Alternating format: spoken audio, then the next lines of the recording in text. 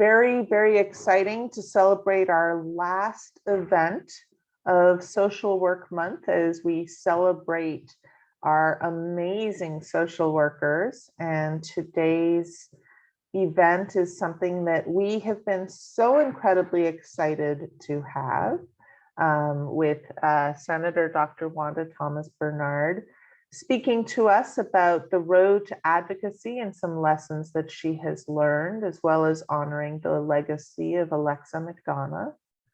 And we are grateful to have you all here.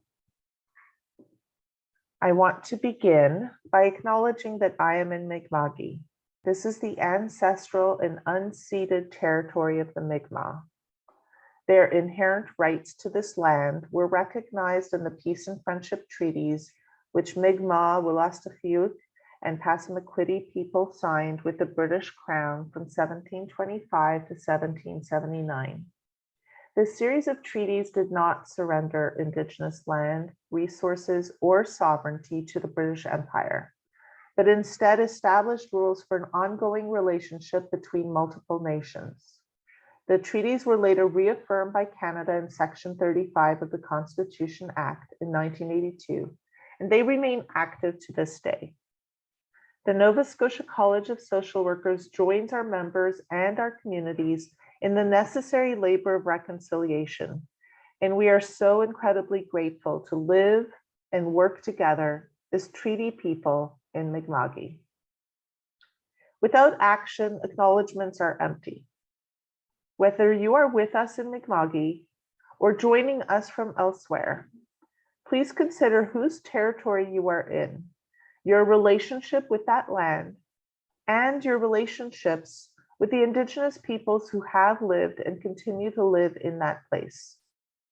We invite you to reflect on how each of us, as individuals and as a collective body of social workers, can hold ourselves accountable to reconciliation with Indigenous peoples here and across Turtle Island. Walaalayu, thank you all.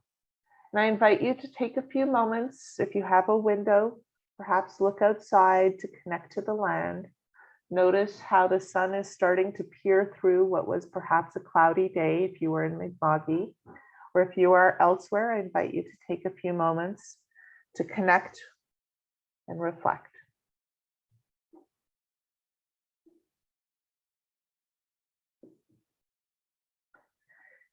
And so incredibly grateful. March has been a day that has a month that has flown by. So it feels like just one big day.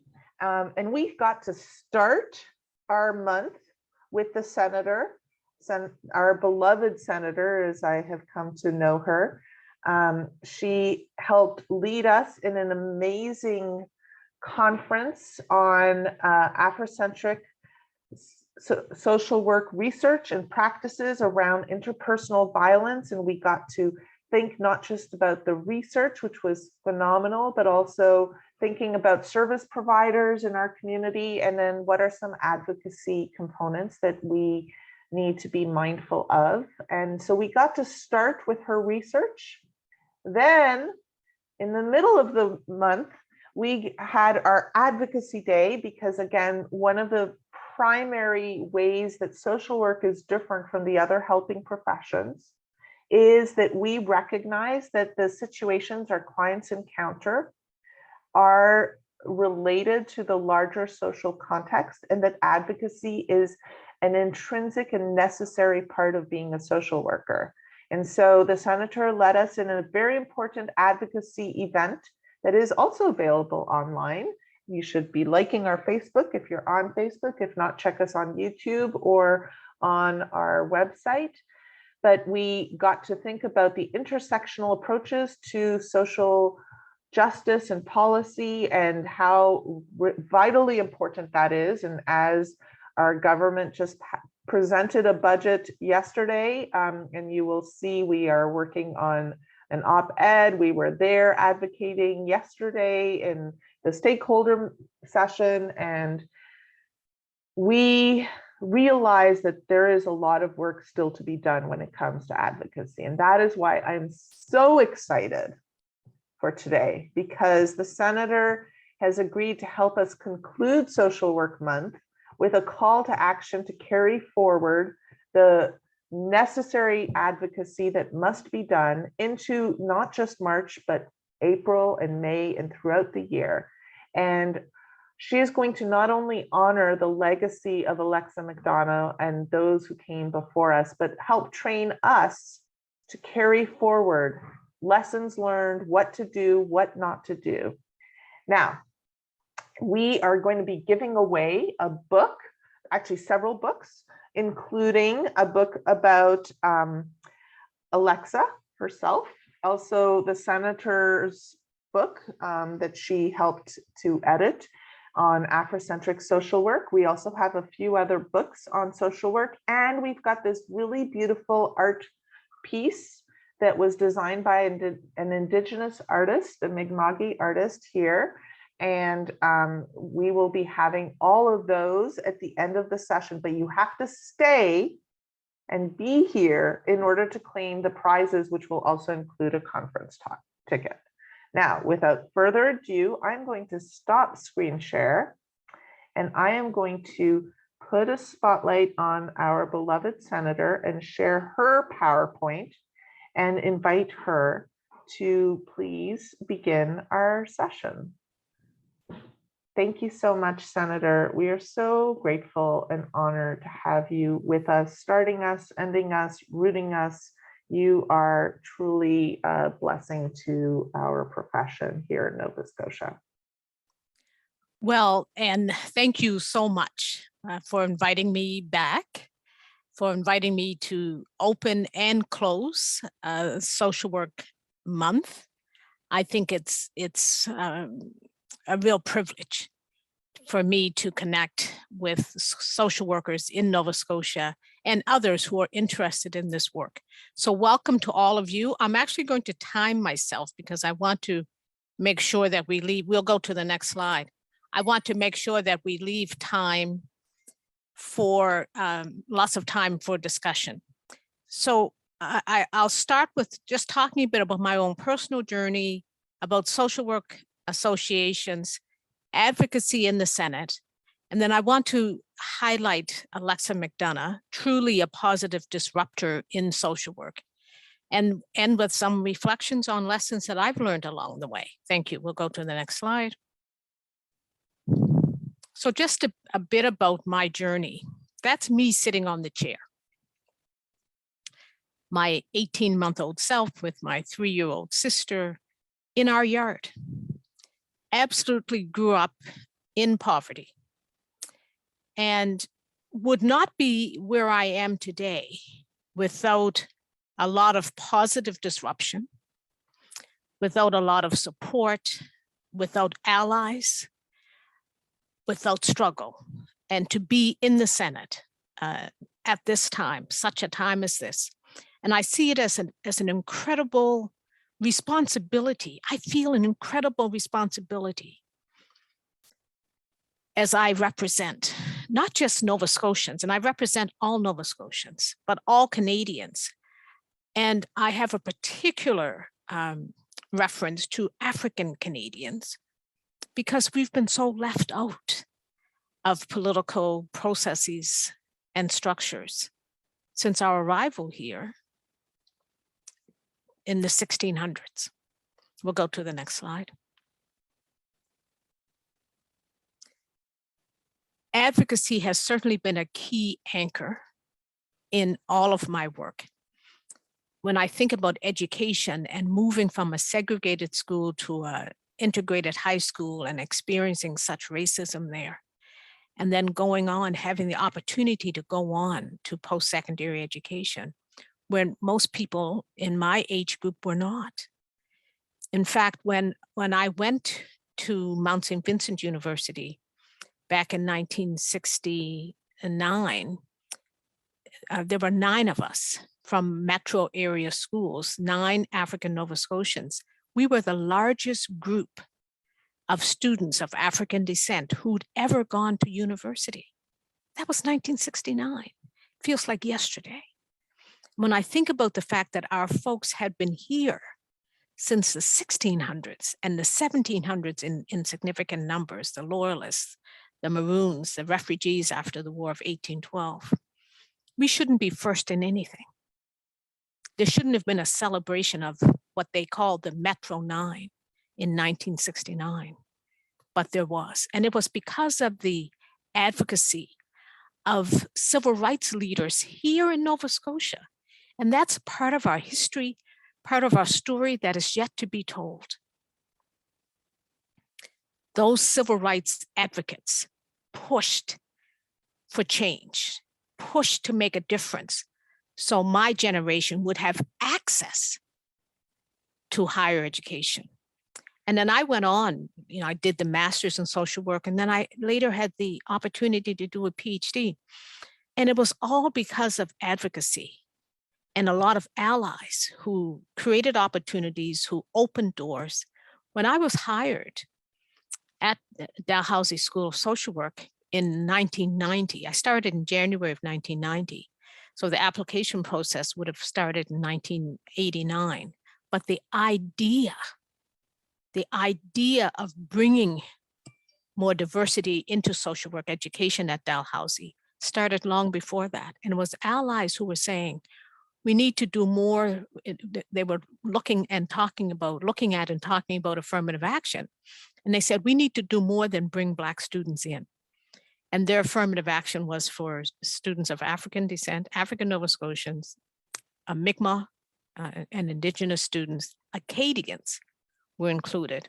And then in the 90s, we included persons with disabilities. And then we had to fight to include members of the queer community. And isn't that interesting? Do you hear the language that I'm deliberately sharing with you? For each of those interventions, there was a fight. And that fight was advocacy, advocating for change, advocating for making a change. But the idea was, it's not just about bringing these students in. We need to really look at what we're teaching. So we need to change the curricula, how we're teaching, maybe change the way we're teaching, but also who's doing the teaching. So creating more diversity amongst the faculty. And I was privileged to be one of those folks. The advocacy theme runs all the way through that. And then the volunteer work. Soon after I completed my master's degree in social work, I realized that we were clearly missing the mark. Social work was not intervening in the lives of African Nova Scotians in ways that were empowering, in ways that were making a difference. So myself, along with 3 other women, we formed the Association of Black Social Workers. 1979. That organization is still going strong. Last night, we had this amazing event where we recognized pioneers who really laid the foundation for the work that we do today. The Nova Scotia College of Social Workers, the East Preston United Baptist Church, the East Preston Empowerment Academy, and so many other organizations, the Nova Scotia Advisory Council on the Status of Women.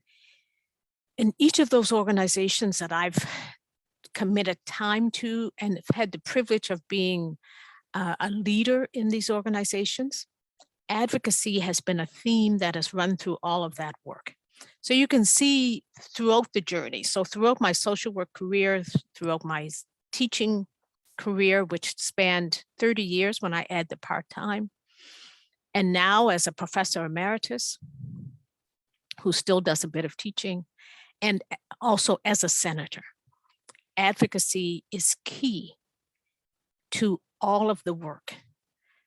We'll go to the next slide, please, Anne.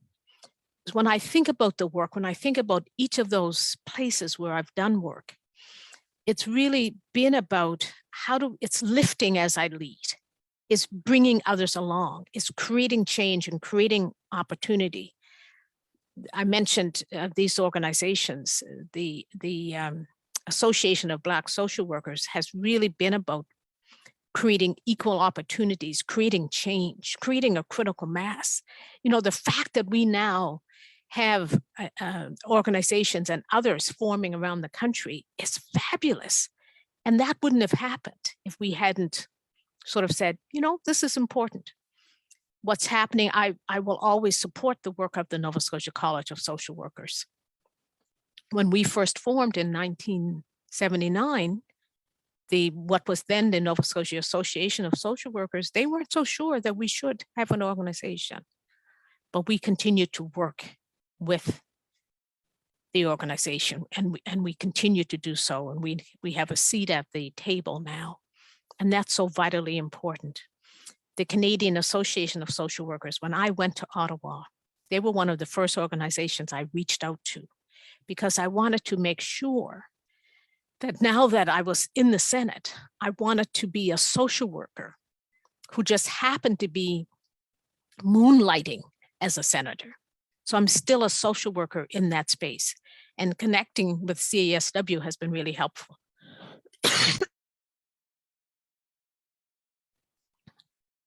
Next, we'll go to the next slide. Thank you.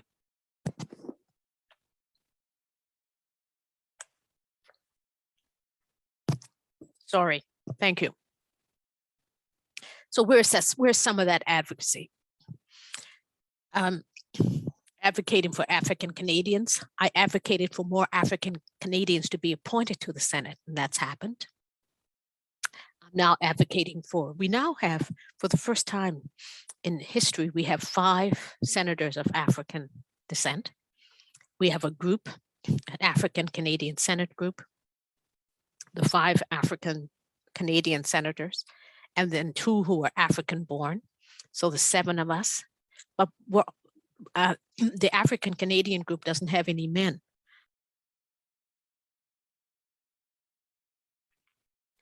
My apologies. You are okay. Would you like to take, you know me, I can talk. If you want to go refresh your tea or grab a candy. I know that you've been talking a lot for and advocating and speaking out nonstop, and we are part of what has led you to be constantly losing your voice, because you've been talking so much, as we see here with all of your work. And let's try again. Okay. One of the areas that I do a lot of advocacy around is around autism. It's interesting, as we close out Social Work Month in Nova Scotia, April is Autism Acceptance Month. So think about what you will be doing to help profile and highlight autism acceptance. I hope we eventually get to autism action, not month, but year. But I do these community connections. I really enjoy doing programs with schools and colleges and universities, do a lot of work in the community, but also with social workers. So again, the connection, mental health is a big issue, an area of concern. I sit on the Social Affairs Committee, and I'm the Deputy Chair of the Human Rights Committee. With regards to legislation, I led the work that led to Emancipation Day being nationally recognized. I've also been doing some work around employment equity. So these are all sort of things that we're working on, that I'm working on, and advocacy runs through all of them. We'll go to the next slide. So advocacy in the Senate really is about, for me, it's about bringing a race equity lens to our work. It's about inviting marginalized voices. You know, when we're talking about social policy, social policies impact our most marginalized citizens mostly, and we don't hear their voices. So I've been advocating for those voices to be brought in as experts and advisors to our work. Race equity lens needs to be central to our work and not an add-on. And also looking at who the experts are and bringing in more diversity to speak on all of the issues we're dealing with, not just, I don't want to just bring in Indigenous people to speak about Indigenous issues. I don't want to just bring Black people in to speak about Black community issues. We have specializations in a diversity of fields. Let's find them. And we've been doing that. And it's been amazing. We'll go on. We'll go to the next slide. So what I want to ask you about positive disruption and the question, when you think about, what do you think about positive disruption in social work? It's very easy just to go and do your work, do your 9 to 5 and go home. I've never had that luxury. So positive disruption, I think, was part of my DNA. But who are the role models? Who are the positive disruptive role models in your life in social work? And today I'm really proud and pleased to share with you one of mine. We'll go on to the next slide, please. Positive disruption, really, if we think about it, when we think about social work, and when I think about social work, I can't separate it from social justice. For me, social work is about social justice and positive disruption. Advocacy is at the core of that work. We'll go to the next slide, please. So I want to talk about Alexa McDonough, who certainly was a role model. I did a tribute to her in the Senate. I think it was just last week that I had an opportunity to do that. And I won't take the time to read that tribute today, but I did post it. So if you're following me on Twitter, you can find it there. Of course, you could also go and find it. But Alexa McDonough was so amazing. And she changed the face of Canadian politics. She changed the face of Nova Scotia politics. She inspired, she encouraged, she dared to ask questions. And even as a teenager, before she became a social worker, she was calling out political and business and social leaders in Halifax about the apartheid. Canadians were talking about what they could do about apartheid in South Africa, yet they refused to look at apartheid here in Canada. And she called out apartheid in Nova Scotia. She was talking about Africville. Her church sent her and some of her friends to Africville to do a vacation Bible school. And in doing that, she suddenly became very aware of the racism, the poverty, the systemic discrimination. And not just to become aware of it, she dared to ask questions, she dared to challenge. And that's a theme that's woven throughout her life's work. Yes, she went into politics. She was a social worker, she was a social work professor, she was a researcher. But through all of that, she chose to bring her skills into the political arena, first in Nova Scotia and then in Ottawa. And I will be forever grateful. She encouraged me to run many times. And I chose not to run. I chose not to engage in partisan politics. But I've always been very political. And by being political, what I'm talking about is how we need to politicize all of our actions. We need to engage with policymakers. We need to challenge, not just during an election, but all the times. What happens in those years in between elections? What are the conversations? How are we advocating for the people who need us to advocate for them the most? Even looking at yesterday's budget that was announced in Nova Scotia, we look at everything that's going on. And I know that the college is already preparing something to address some of the gaps that you're seeing. If you think about, I would say that the post-COVID work, the greatest disappointment that I've seen is the lack of willingness to move forward with a guaranteed livable income. And I believe that's rooted in discrimination. That's rooted in a belief that people on income assistance are there because they want to be there.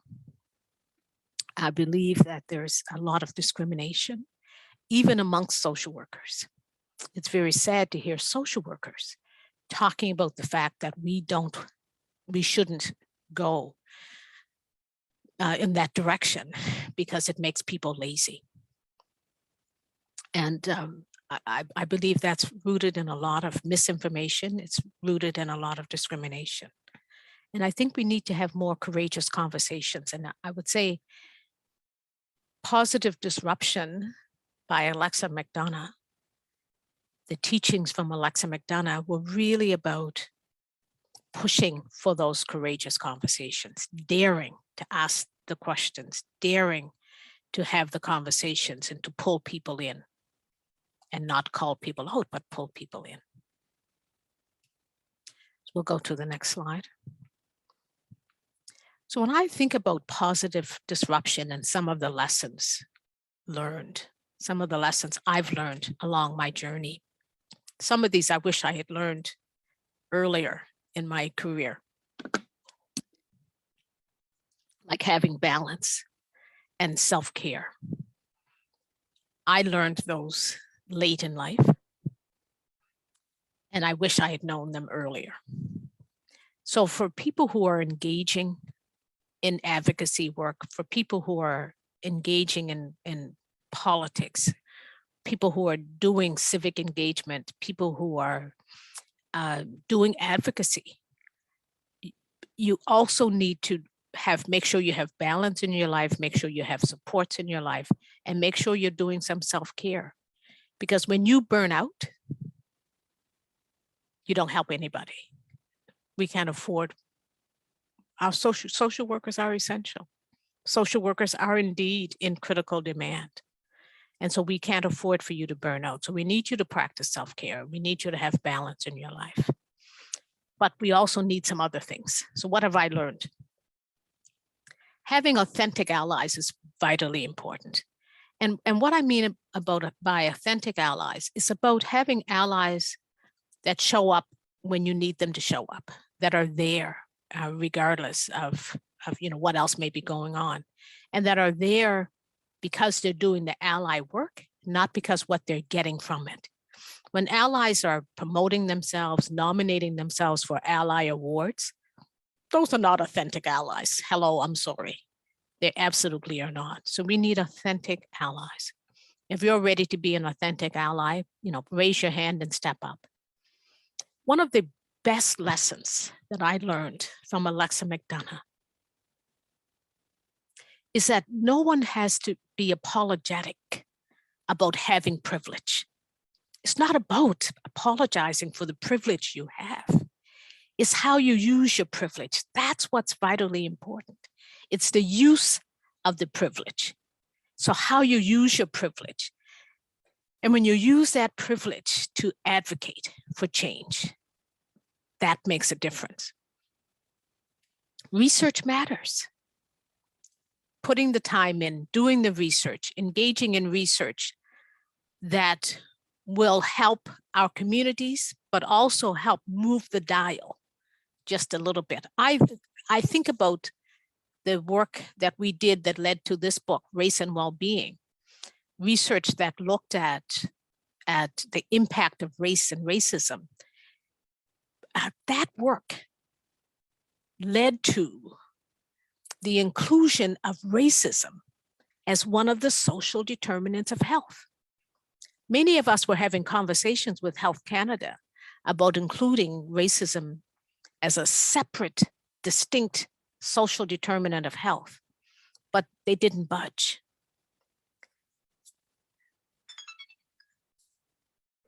That's my 20 minutes. I gave myself 20 minutes. Can I have 5 more just to finish this up? And then we'll get to Q&A. No, please take more time. We want to hear your lessons learned, please. Okay. So it's exciting to know that this work, 3,000 African Canadians in 3 Canadian cities, Halifax, Toronto, and Calgary. That led to Health Canada including racism as one of the social determinants of health. Who would have thought that? Who would have thought? And that research also led to myself being qualified as an expert witness on racism and the impact of racism in 3 provinces, British Columbia, Ontario, and Nova Scotia. That wouldn't have happened without the research. And I know, there's often a lot of negativity about research because it's seen as what we can learn from communities, and then we go take the knowledge away. But when we're talking about doing African-centered research, it's about bringing that knowledge back to communities, and communities can use that knowledge to improve and make changes, lead to change. So I'm an advocate for research and consider myself a community engaged scholar. I also learned about voice, using our voice. And again, I would say that's one of the things I learned from Alexa and Rosemary Brown. Rosemary Brown was also a social worker, African Canadian, who was the first African Canadian to run for a national party. She ran for the leadership of the NDP years before Alexa did. An amazing, amazing woman. The teaching about voice, using your voice, learning how to use your voice. So how to be that voice at the table, especially when you're the first, you're the only one, from your community. Being able to use your voice, strategically using your voice. And sometimes what I've learned is the best way to do that is in the form of questions. When you come in and you present as though you know it all and you have all the answers, my experience has been people dismiss you pretty quickly. But when you come with an appreciative and inquiring mind and you ask some questions, and sometimes people say, well, we do it that way because we've always done it that way. Well, why have we always done it that way? When you start to ask those questions, what I call the W5s, people have to stop and sort of think through what it is they've just said. One of the other things that I've learned along the way is about agency. Or another way we may talk about that is empowerment. Oftentimes, and I've had students over the years say, well, one of the things I want to do is empower my clients. And I always come back and say, look, we don't empower anybody, but we can facilitate self-empowerment. We facilitate self-empowerment through helping people realize their own agency, creating space for people to bring their own voices to the table, creating space for people to be able to talk about things that really matter to them. So that agency is about that self-empowerment.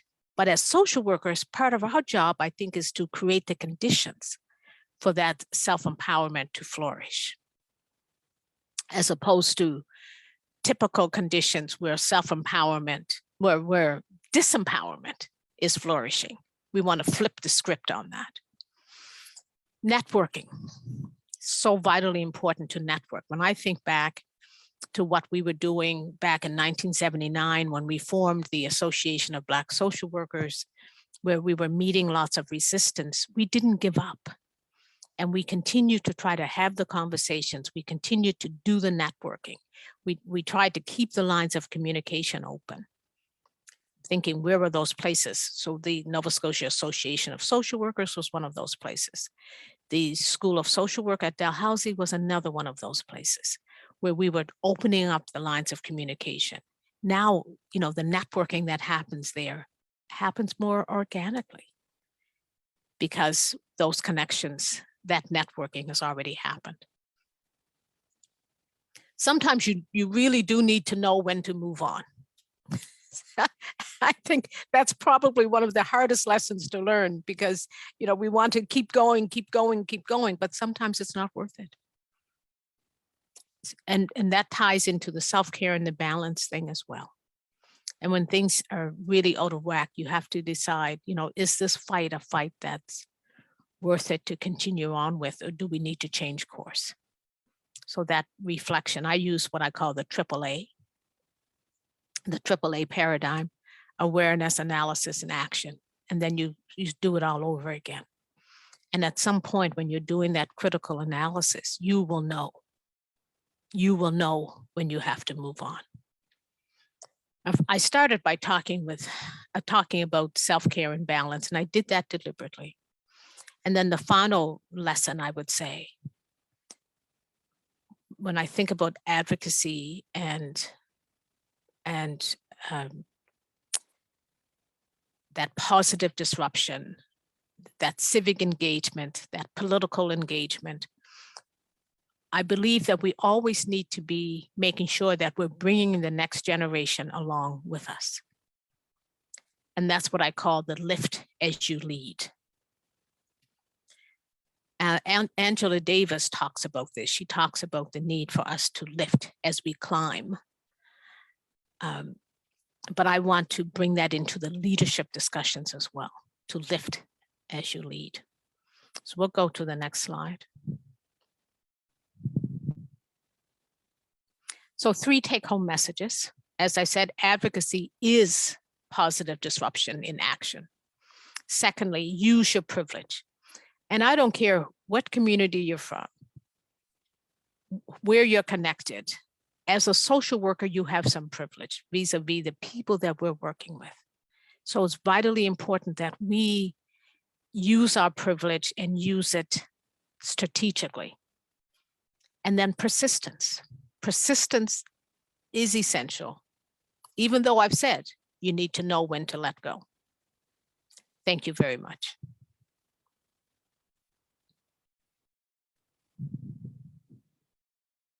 Thank you very much. We are so grateful to you for your presentation. So we're going to open it up for a few questions now. The first question is from Tristan, talking about autism action, and how Tristan is also working on a presentation to address intersectional analyses. And I'm wondering if you can share maybe a little bit more about social determinants for other discrimination.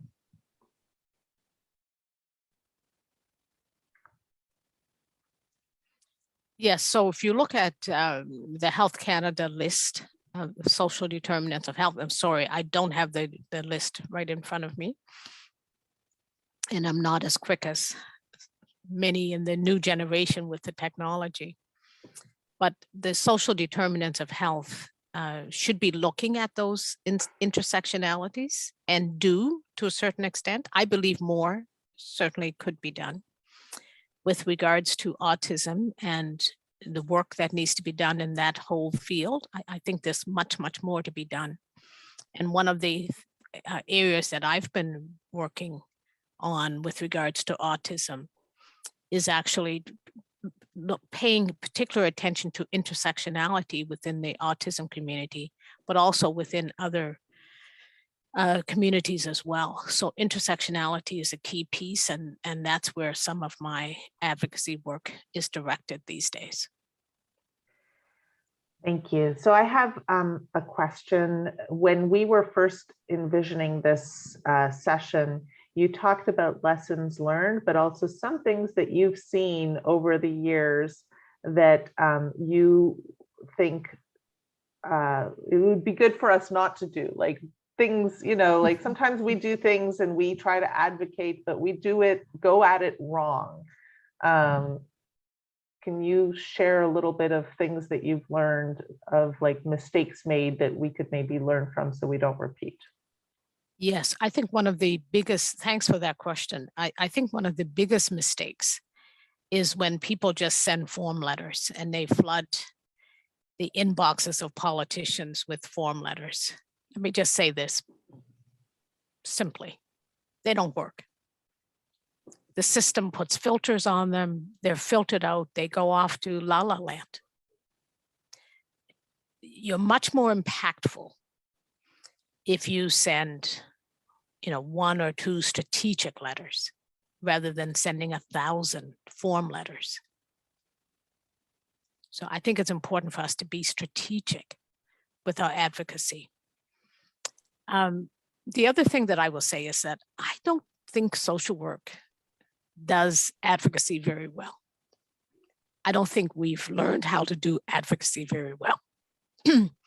And many people, I think, see advocacy as a fight as opposed to strategic actions. And I think if we could view advocacy more strategically, view it more as strategic actions and initiatives, I think that that would carry a bit more weight. And the other thing that I would say is that tying advocacy to research. I don't know if we do enough specific tying of our advocacy to specific research. So those would be the things that I've been watching this up close for the last 6 years now. And those are some of the things that I've seen that I wouldn't have known from the outside. But I've become more aware of them from this sort of insider's view. There are so many organizations that have national advocacy days. And they emerge, they're on the hill, they're there. And I think social work could do better with that. So I totally agree. And we had our first advocacy day, but I have visions for things far, far greater, and I know you do too, and I look forward to next year. One last question that's in the chat that I think is really awesome.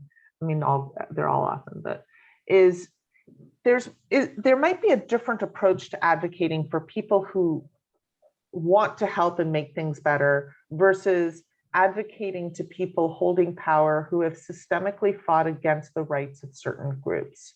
And do you have any advice for working collaboratively in those kinds of spaces where you're advocating to people who hold power who have systemically fought against the rights of certain groups? That's a tough one. I think that, I'm sorry, you know what? I lost part of the question because I was distracted by the chat. Yeah, no, our chat is really good. And I shouldn't have looked at the chat. I was trying to. So it's a complex. How do you advocate to people who are literally systemically fighting against the rights of certain groups? That's when you just keep going. I mean, that's part of what I do every day. Mm-hmm. Really, it really is part of the everyday work. And that's part of how our partisan political system works. Mm-hmm. And so I think that following the evidence mm-hmm. and following the evidence, I would try as much as possible to bring in first voices. So having people speaking directly themselves, but also through the research, what are we learning from the research that's been done? And bringing in a diversity of voices to speak to those topics, to educate and create awareness for those who are engaged in the actions to block what you're doing. Thank you. That's probably the most difficult part of this work. It is. And in fact, we have, Rebecca might put it in the chat, we're working on next steps from our advocacy day and trying to get as many different people, right? There's a divide and conquer approach to us. And so what that networking that the senator talked about. How can we align? We're working with the Canadian Mental Health Association, the Canadian Centre for Policy Alternatives, as many different people that we can join together so we become a unified voice that's impossible to dismiss. Well, and I think, the last session we did with the college and highlighting oh my goodness, I'm totally highlighting your work in terms of the policy development framework, Yes. that you developed with the Center for Policy Alternatives in Nova Scotia. Like that's the kind of advocacy work. I think that's really, really important. So you now have a framework. Now we need to get that framework out into as many of the people who are responsible for policy development, sort of recognizing the value of that framework, looking at how such a framework can be used. I think that kind of networking that happened, obviously, for that kind of partnership that led to that development, and that you need that same kind of partnership and leadership to get that information out to the people who really need to know it. So I think we could probably do another session or several more sessions about how we can be positive disruptors. And I want to thank you so much for sharing some of your time with us. I am pretty sure that I will be following up with you to schedule another time so that we can keep learning from you. Thank you so incredibly much for speaking and joining us. I know you did this session through Cengage, and I want to thank Marissa for being here with us today. She may want to take a photo before we wrap up. She absolutely will, and we will want everyone to join us for that. But first, I know Alec wants to say a few words. Hi, everyone. Hi, Senator. I'm at home with a sick child today, which does happen. So I'm sorry I wasn't able to join you earlier on. But I'm so delighted that we are able to wrap up Social Work Month with such a powerful presentation on how we affect social change. It is rooted in what we do as a profession. It is rooted in who we are. And so it is with great privilege that we end on this very high note and remind everyone that social work is critical. And that social work is in demand more than ever. So thank you, Senator. I do also want to, and couldn't end Social Work Month without honoring the incredible work of the NSCSW staff led by N, who put on our most robust agenda ever. I'm not sure if I know there's members on this call who did participate in Advocacy Day last week. Anyone who's ever organized anything knows how difficult it is to bring 3 speakers together at one time, let alone 12 on the same day, and then 8 in the morning earlier to that, and to have it be such powerful presentations. So to Anne for leading us, to Rebecca for her support, and to Suzanne her support, I am deeply grateful and know that the membership has received much value in that. As always, I'm proud to help lead this profession in Nova Scotia and remain humbled by the work that each of you do every day. I'll leave it at that. And thank you so much, Senator. And thank you to everyone who joined us. We are so glad to have you all celebrating Social Work Month and celebrating and learning from the legacy of Alexa, as well as of our beloved Senator Wanda. We are so grateful to each of you for your awesome questions. And we are going to probably have to schedule another time because there's more learning that needs to be done. And I think hopefully everyone's inspired to want to learn some concrete skills of what to do and what not to do in order to make our world and our community what we wish for. With that, gratitude to everyone who's been part of Social Work Month. Gratitude to all of the social workers in the world, but especially in Nova Scotia, who are working to make our world a better place and transforming the systems within which they work as well, because those absolutely need to change as soon as possible. Thank you all. Have a wonderful rest of your day. And Senator, thank you so much.